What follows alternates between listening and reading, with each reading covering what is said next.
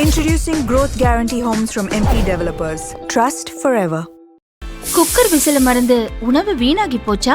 இனி அந்த கவலையே வேண்டாம். வழங்குகிறோம் உலகின் முதல் விசில் கவுண்டர் குக்கர், புதிய அல்ட்ரா குரோனோ. அல்ட்ரா என்றால் ஆரோக்கியம்.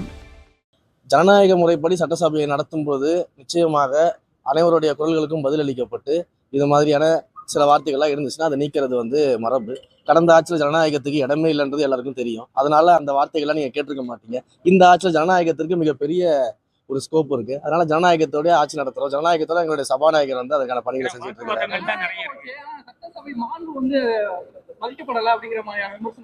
என்ன மதிக்கப்படல? வேண்டுமென்றே ரீல்ஸ் போடுறதுக்காக நீங்க பேசுறீங்க. அதுக்கப்புறம் அவர் நீக்கிறதுக்கு அப்புறம் அதை திருப்பி நீங்க கட் பண்ணி உங்களுடைய வெப்சைட்ல எல்லாத்தையும் ரீல்ஸ் போட்டுட்டு இருக்கீங்கன்னு சொல்லுவாங்க. திமுக காரங்க பக்கம் கேமராவை திருப்பினா எப்படி ரீல்ஸ் போட முடியும்னு உங்க மக்களுக்கே தெரியும். ஏன்னா இங்க நாங்க பேசிக்கிட்டு இருக்கும்போது நாங்க முதன்முறை சட்டமன்ற உறுப்பினர்கள் நிறைய பேர் சட்டமன்றத்துல இருக்கிறோம். நாங்க மாண்போட கருத்துக்களாக முன்வைக்கிறோம். மக்கள் பிரச்சனையை பத்தி நாங்க முன்வைக்கிறோம். எல்லா விஷயங்களையும் பேசிட்டு இருக்கோம். அதே போல எதிர்த்தரப்புல இருக்கக்கூடிய கருத்துக்களுக்கு நாங்க பதில் சொல்லிக்கிட்டு இருக்கிறோம்.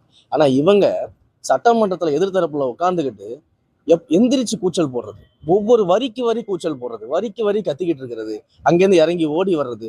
இன்னும் சொல்ல போனா நான் நேரடியா பார்க்கிறேன், சில முன்னாள் அமைச்சர்கள்லாம் பின்னாடி ரோல உட்காந்துக்கிட்டு எங்களுடைய இப்ப இருக்கக்கூடிய அமைச்சர்கள்லாம் பேசும்பொழுது தகாத வார்த்தையில பேசுறது, அன்பார்லிமெண்ட்ரி வேர்ட்ஸ் யூஸ் பண்ணி பேசுறதுன்னு சொல்லிட்டு கிட்டத்தட்ட சட்டமன்றத்தை எப்படியாவது ஒரு சண்டை நடத்தி விடணும் அப்படின்ற ஒரு நிலவரத்துல பாத்தீங்கன்னா எதிர்கட்சிகள் செயல்பட்டு இருக்கிறாங்க. அப்ப அவங்களுக்கு முதல்ல மாண்பு இருக்குதா அப்படின்றதான் நம்ம பார்க்க வேண்டியது இருக்கு. நம்ம ஒன்றும் தவறான வார்த்தைகளோ அன்பார்லிமெண்ட்ரி வார்த்தைகளோ நம்ம எங்கேயுமே பேசலையே. சட்டமன்றத்துல எந்த துறை அமைச்சரும் அந்த துறையை பத்தி கேள்வி கேட்டா அவங்க பதில் சொல்லாம அதை வச்சுதான் இன்னும் ஒரு சிலர் இவங்க மட்டுமே பதில் சொல்றாங்கன்னு ஒரு குற்றச்சாட்டு. எல்லா அமைச்சர்களும் பதில் சொல்லிட்டு இருக்கோம். அன்பிற்குரிய அமைச்சர் திரு ஆதவ அர்ஜுனா அவர்களாக இருக்கட்டும், இல்ல ஆனந்த் சார் அவர்களாக இருக்கட்டும், நம்மளுடைய ஐஆர்எஸ் அருண்ராஜ் சாரா அவர்களாக இருக்கட்டும், இல்லை செங்கோட்டையன் சாரா இருக்கட்டும், ராஜ்மோகன் சாரா இருக்கட்டும், இல்லை நானா இருக்கட்டும், அமைச்சர் திரு விக்னேஷா இருக்கட்டும், எல்லாருமே பதில் சொல்றோம் தான். ஏன் பதில் சொல்றோம் அப்படின்னா, ஏன் ஒரு முதலமைச்சரை நோக்கி ஒரு கேள்வி எழும்போது, ஒரு அரசாங்கத்தை நோக்கி ஒரு கேள்வி எழும்போது அந்த அரசாங்கத்தின் ஒரு அங்கமாக இருக்கக்கூடிய அமைச்சர்கள் பதில் சொல்றது என்ன தப்பு? அப்ப எங்களுடைய அரசாங்கம், எங்களுடைய முதலமைச்சர், நாங்க நடத்தக்கூடிய ஆட்சியில ஒரு கொஸ்டின்ஸ் வரும்போது நாங்க பதில் சொல்றோம். உங்களுக்கு எதிர்கருத்து இருந்தா நீங்க தைரியமா பேசுங்க. உங்களை யாரும் பேச வேணாம்னு சொன்னது? முன்னாள் அமைச்சர்களை பேச வேணாம்னு சொன்னாங்களா? இல்ல உறுப்பினர்களை? துறை சார்ந்த அமைச்சர்களும் பதில் சொல்லிட்டு தான் இருக்கிறாங்க. அரசு சார்ந்த கொஸ்டின்ஸ்க்கு மற்ற அமைச்சர்களும் பதில் சொல்லிட்டு தான் இருக்கிறாங்க. இங்க பிரச்சனை என்னன்னா, கருத்துக்கள் சரியாக இருக்குதா, பதில் கரெக்டா இருக்குதா, கேள்விகள் கரெக்டா இருக்காதுதான் பிரச்சனை. நம்ம ஒரு அனௌன்ஸ்மெண்ட் பண்றோம். இப்போ ஹெச்ஆர்என்சில ஒரு அனௌன்ஸ்மெண்ட்ஸ் பண்றோம். யாருமே இந்த ஒரு விஷயத்தெல்லாம் கவனிக்கிறதே கிடையாது. ஹெச்ஆர்என்சில அவ்வளவு அனௌன்ஸ்மெண்ட்ஸ் பண்ணிருக்கிறோம். திட்டமிட்டு ஒரு பொய் பிரச்சாரத்தை திமுக நேற்று நடுராத்திரி 12 மணிக்கு எந்திரிச்சு பண்ணிட்டு இருக்காங்க. தெரியுமா உங்களுக்கு? நடுராத்திரி 12 மணில இருந்து 2 மணி வரைக்கும் திடீர்னு தூங்குற அத்தனை பேர் எந்திரிச்சு ஒரு பொய் பிரச்சாரத்தை பண்ணிட்டு இருக்காங்க திமுகவில். நாங்க இதே திருச்சியில் இருக்கக்கூடிய அன்பில் மாரியம்மன் கோயிலுக்கு அம்மை வார்த்தவர்கள் தங்கும் மண்டபம்னு ஒரு மண்டபத்தை அனௌன்ஸ் பண்ணோம். அது எதற்கான மண்டபம் அப்படின்னா, அந்த கோவிலுடைய வழக்கப்படி பாத்தீங்கன்னா அம்மை வார்த்தவர்கள் என்ன பண்ணுவாங்கன்னா, அது சரியாயிடுச்சுன்னா கோவில்ல தங்கி வழிபாடு செஞ்சுட்டு போவோம்னு வேண்டுதல் வைப்பாங்க. அப்ப அந்த வேண்டுதலுக்காக வரக்கூடிய பக்தர்களின் எண்ணிக்கை ரொம்ப அதிகமாக இருக்குது. தமிழ்நாட்டுல பல்வேறு இடங்கள்ல இருந்து அங்க வராங்க. ஒரு பிரசித்தி பெற்ற கோயில். அப்ப அதற்குன்னு சொல்லி ஒரு தனியாக ஒரு மண்டபம் இருந்துச்சுன்னா, அந்த மாதிரி அம்மை வார்த்தவர்கள் குணமான பிறகு இங்க தங்கி தரிசிப்பதற்கான ஒரு பெரிய இனிஷியேட்டிவா இருக்கும்னு அந்த மக்கள் எல்லாம் கேட்டுக்கிட்டாங்க. அதன் அடிப்படையில் அந்த மண்டபத்தை அனௌன்ஸ் பண்ணோம். ஆனா என்ன பண்றதுனே தெரியாம, எப்படி எதிர்க்கிறதுன்னு தெரியாம, யார் ஐடியா கொடுத்தாங்கன்னு உண்மையிலேயே தெரியலங்க. நேற்று நைட்டு 12 மணிக்கு, நடுராத்திரி 12 மணிக்கு எந்திரிச்சு மொத்த திமுகவுடைய இணையதள உடன்பிறப்புகளும் என்ன பண்றாங்கன்னா, அம்மை வார்த்தவர்களை போய் அந்த மண்டபத்தை தங்க வைக்கிறீங்களே, இந்த நோய் பரவிடாதா, மெடிசன்ஸ் வரலையா, இன்ஜெக்ஷன்ஸ் வரலையான்னு ரொம்ப அறிவாளித்தனமா நடுராத்திரி 12 மணிக்கு அறிவை வெளியில எடுத்து வச்சு இப்படி ஒரு பிரச்சாரத்தை நேற்று நைட்டு பண்ணிட்டு இருக்கிறாங்க. சமய அறநிலைத்துறை சார்பா அறிவிக்கப்பட்ட அறிவிப்புகள் நீங்க அறிவிக்க முன்னாடியே சேகர் பாபு சார் சொல்லியிருந்தாரு, சபாநாயகர் ஆச்சரியப்படாரு. எப்படி அவருக்கு தெரிஞ்சது? இதுல ஒரு முக்கியமான விஷயத்தை நீங்க கவனிக்கணும். மாண்புமிகு முன்னாள் உறுப்பினர் அவர்கள் பேசும்போது என்ன சொல்றாரு அப்படின்னா, என் மேல எந்த தப்புமே கிடையாது, நாங்க ரொம்ப கிளீனா இருக்கிறோம், நாங்க ரொம்ப நீட்டா இருக்கோம் அப்படின்லாம் சொல்றவரு, இந்த ஆட்சியில இந்து சமய அறநிலையத்துறையில என்ன அறிவிப்புகள் வருதுன்னு தேடி அதை போயிட்டு வேவு பார்த்து கண்டுபிடிக்க வேண்டிய அவசியம் என்ன இருக்கு? நாங்க என்னென்ன விஷயங்களை விசாரிக்கிறோம், கோயில்கள்ல என்ன ஆடிட் நடத்துறோம், இதை பத்தி எல்லாம் ஏற்கனவே இருக்கக்கூடிய அதிகாரிகளை கையில வச்சுக்கிட்டு அவர் விசாரிக்க வேண்டிய தேவை என்ன இருக்குது? தப்பே செய்யாதவங்க எதற்கு இன்னொரு ஆட்சியில நடக்கக்கூடிய அரசாங்க விஷயத்தை தெரிஞ்சுக்கிறதுக்கு ஆசைப்படுறாங்க? முதல்ல அரசாங்கத்தினுடைய கான்பிடென்ஷியல் விஷயத்த ஒருத்தர் இது போல தெரிஞ்சுக்கிட்டு அது சட்டமன்றத்தை பேசுறதே தப்பு கிடையாதா? அப்ப தன் மீது தப்பு இல்லைன்னா இதை தெரிஞ்சுக்க வேண்டிய அவசியம் என்ன இருக்கு? அவர் மீது வந்து உண்மையிலேயே அவர் வந்து எந்த விதமான தப்பும் பண்ணல, கிளீனா இருக்குன்னா இதை தெரிஞ்சுக்க வேண்டிய அவசியம் உங்களுக்கு என்ன இருக்கு? மடியில கனம் இருந்தா தானே இந்த மாதிரி வேலைகள் எல்லாம் பண்ண வேண்டியது இருக்கும். கடந்த காலத்துல நடவடிக்கை எடுப்பீங்களா? ஆதரவாளர்களா வந்து அதிகாரிகள் இருக்காருன்னு சொல்றீங்களா? அந்த அதிகாரி நிச்சயமாக இதை யார் செய்திருந்தாலும் அவங்கள கண்டுபிடிச்சு அவங்க மேல நடவடிக்கை நிச்சயமா எடுப்போம். இதுல எந்த விதமான மாற்று கருத்தும் கிடையாது. புரியுதுங்களா? அதே சமயத்துல இவங்க எந்த அளவுக்கு வந்து தப்பு செஞ்சு அந்த தப்பு செய்யறதுனால பயத்துல இருந்தாங்கன்னா, இந்த ஆட்சியாளரை கண்டுபிடிச்சிருவாங்க, நடவடிக்கை எடுத்துவாங்க பயத்துல இருந்தாங்கன்னா, இப்படி வந்து ஒரு டிபார்ட்மெண்ட்டுக்குள்ள என்ன நடக்குதுன்னு தெரிஞ்சுக்கிற அளவுக்கு இவங்க இறங்கி இருக்கிறாங்க. ஆனா இவங்க எவ்வளவு தப்பு பண்ணிருப்பாங்கன்னு சிந்திச்சு பார்க்கணும்.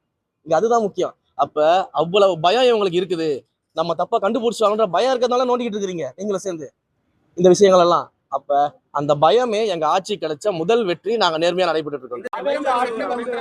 மொபைல் போன்கள் வந்து எடுத்துக்கூடாது உத்தரவை நடைமுறைப்படுத்துறோம். முதற்கட்டமா இப்ப எந்தெந்த கோயில் நம்ம செய்ய போறோம், அது எந்த அளவுக்கு அது சாத்தியம்? முதல் கட்டமாக 50க்கும் மேற்பட்ட முதுநிலை கோயில்கள்ல, அனைத்து முதுநிலை கோயில்கள்லயுமே மொபைல் கவுண்டர்ஸ் பாதுகாப்பாக வைப்பதற்கான மொபைல் கவுண்டர்ஸை உருவாக்க சொல்லியிருக்கோம். அதற்கான வேலைகள் எல்லாம் நடந்துகிட்டு இருக்குது. அதுக்கு சார்ஜஸ் வேற போடுறீங்க, 5 ரூபீஸ். அது எப்பவுமே ரெகுலரா பண்றதுதான். என்னன்னா இப்ப அந்த மொபைல் கவுண்டர்ஸை வந்து நம்ம உருவாக்கி கியூக்கு போறதுக்கு முன்னாடி அந்த மொபைல் கவுண்டர்ஸ்ல மொபைல்ஸ் ஹேண்ட் ஓவர் பண்ணிட்டு தரிசனம் முடிச்சு வந்து திரும்ப அந்த மொபைல் போன்ஸ் வந்து கலெக்ட் பண்ணிருக்கான ஃபெசிலிட்டிஸ் நம்ம பண்ணியிருக்கிறோம். இது எதற்காக அப்படின்னா, நீங்க சமூக வலைதளங்கள்ல பார்க்கலாம், பல்வேறு இடங்கள்ல வந்து உள்ள மூலவர் சிலைகளையும் உள்ள இருக்கக்கூடிய விக்கிரங்களையும் வந்து வீடியோ எடுக்கிறது, போட்டோ எடுக்கிறதுன்றது இதெல்லாம் சமூக வலைதளங்கள்ல பரவிக்கிட்டே இருக்குது. அப்ப கோயிலுக்கு தரிசனம் செய்யக்கூடிய பக்தர்கள் வந்து வந்தாங்க, தரிசனம் பண்ணாங்க, மன நிம்மதியா வெளியில போனாங்கன்றது இருக்கணுமே தவிர்த்து இது போன்ற விஷயங்கள் இந்த டிவைசஸ்னால அவங்க வந்து டிஸ்ட்ராக்ட் ஆகக்கூடாது, இது வெளியில போகக்கூடாது அப்படின்ற ஒரு ரீசனுக்காக நம்ம வந்து இதை முன்னெடுத்திருக்கிறோம். ஸோ இந்த முன்னெடுப்பை தயவு செய்து பொதுமக்கள் வந்து நம்மளுடைய திருக்கோயில்களின் நலன் கருதி அதை ஃபாலோ பண்ணணும் அப்படின்றத நம்ம கேட்டுக்கிறோம். ஏன் அப்படின்னா பொதுமக்களுக்கு இதுல ஒரு அவேர்னஸ் இருக்கணும். என்ன அவேர்னஸ் அப்படின்னு நான் சொல்றேன்னா, ஃபார் எக்ஸாம்பிள்ஸ் இப்போ இங்க இருந்து நம்ம திருப்பதி கோயிலுக்கு போறோம்னு வச்சுக்கோங்க. திருப்பதி கோயிலுக்குள்ள மொபைல் போன்ஸ் அலௌடு கிடையாதுன்னு எல்லாருக்குமே தெரியும். திருப்பதி கோயிலுக்குள்ள போகும்போது நம்ம என்ன பண்றோம், ஆட்டோமேட்டிக்கா மொபைல் போன் எடுத்து கார்ல வச்சுட்டு போயிடுறோம், ஆட்டோமேட்டிக்கா மொபைல் போன்ஸ் வந்து ரூம்ல வச்சுட்டு போயிடுறோம், ஆட்டோமேட்டிக்கா லக்கேஜ் மொபைல் போன்ஸா கவுண்டர்ல கொடுத்துட்டு போயிடுறோம். அங்க போய் நம்ம கியூல நிக்கிறோம்.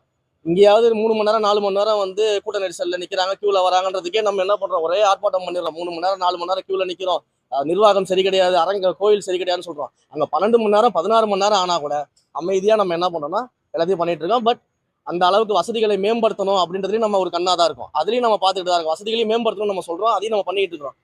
ஆனா எப்படி நீங்க திருப்பதி கோயிலுக்குள்ள போகும்போது மட்டும் மொபைல் போனை கரெக்டா வச்சுட்டு தான் போகணும், பேகை கரெக்டா வச்சுட்டு தான் போகணும், அதெல்லாம் எடுத்துட்டு போக கூடாது, இப்படிதான் போகணும்னு ஒரு மைண்ட் செட்டுக்கு மக்கள் வந்துட்டாங்க இல்லையா? அதே மைண்ட் செட்டு தமிழ்நாட்டு கோயில்கள்லயும் மக்கள் பின்பற்றணும். ஏன்னா அப்பதான் எப்படி இந்த கோயிலுக்குள்ள இருந்து வீடியோ வெளியில வர்றது, கோயிலுக்குள்ள இருந்து போட்டோ வெளியில வர்றது, ரீல்ஸ் வெளியில வர்றது, அதெல்லாம் இல்லாம எந்த காரணத்துக்காக நம்ம கோயிலுக்கு போறோமோ அந்த இறைவனை வந்து மன நிம்மதியோட தரிசனம் செய்துவிட்டு வெளியில வரணும், வேற எந்த கான்ட்ரவர்சியும் இருக்கக்கூடாது அப்படின்றதுல நம்ம மிக தெளிவா இருக்கிறதுனாலதான் நம்ம இந்த மெத்தடை கொண்டு வரோம். இதை மக்களும் வந்து தயவு செஞ்சு செய்யணும். அதே போல மீண்டும் மீண்டும் சொல்றேன், மீடியா நண்பர்களுக்கு மீண்டும் ஒரு முறை சொல்றேன், எந்த கோயில்கள்ல எந்த விஐபி விவிஐபி அதே போல சினிமா நட்சத்திரங்கள் யார் வந்தாலும் கோயில் வளாகத்துக்கு வெளியில நீங்க எவ்வளவு வேணா வீடியோ எடுங்க, எவ்வளவு வேணா போட்டோ எடுங்க, எந்தெந்த கேள்விகள் வேணா நீங்க கேளுங்க, அதை பத்தி பிரச்சனை கிடையாது. ஆனா தயவு செய்து கோயில் வளாகங்களுக்கு உள்ளாக மீடியா இந்த மாதிரியான விவிஐபிஸ் போகும்போது கூடவே போய் வீடியோ எடுக்கிறது, கோயிலுக்குள்ள போய் வீடியோ எடுக்கிறது, கருவறையில அவங்க சாமி கும்பிட்ற வரைக்கும் போய் வீடியோ எடுக்கிறது, கோயில் வளாகத்துக்குள்ள அரசியல் கேள்விகள் கேட்கறது அப்படின்ற விஷயங்கள் எல்லாம் தயவு செய்து மீடியா நண்பர்கள் தவிர்க்கணும் அப்படின்றத ஒரு தாழ்மையான அன்பான வேண்டுகோளா இந்த இடத்துல இருந்து வச்சுக்கிறேன். நன்றி, வணக்கம்.